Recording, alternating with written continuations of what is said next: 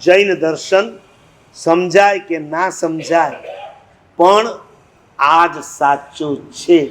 આટલી શ્રદ્ધા ઊભી કરી છે. એ માણસે પ્રતિક્રમણમાં સૂત્ર ન સંભળાય એના કરતા ઘરે બેસીને કરવા હારા. સંભળાય કે ના સંભળાય, પણ પ્રતિક્રમણ ક્યાં કરાય? ગુરુની નિશ્રામાં, ઉપાશ્રયમાં અને સંઘની.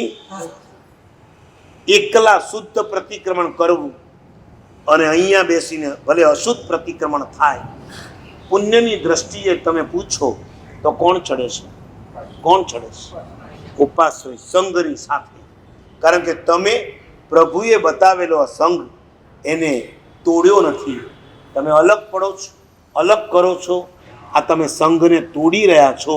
અને સંઘનો ભેદ એ સૌથી મોટામાં મોટું પાપ છે.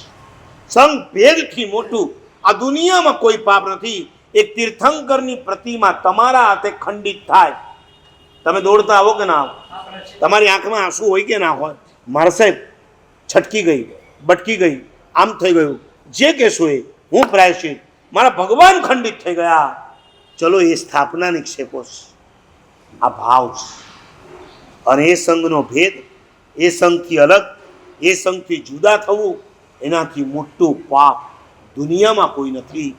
માટે આજે આટલું નક્કી રાખો, કોઈ પણ દર્શનમાં ગમે તેવા ચમત્કાર દેખાય તો પણ મારા વિતરાગ પ્રભુના દર્શન, એટલે દર્શન એટલે સંઘ, દર્શન એટલે ધર્મ, દર્શન એટલે મત, હું જૈન મત સિવાય બીજા કોઈને માનીશ નહીં, એને છોડીશ નહીં. એ જ મને ભવો ભવ મળે. ભવે ભવે તુમ હ ચલનાણમ. આ બધી વાતો આની અંદર છે. આવું એક સરસ દર્શન આપણને મળ્યું છે, એમાં આગળ વધીએ અને કુદર્શનના ધ્યાનથી બચીએ. એ જ શુભેચ્છા વિતરાગ પરમાત્માને.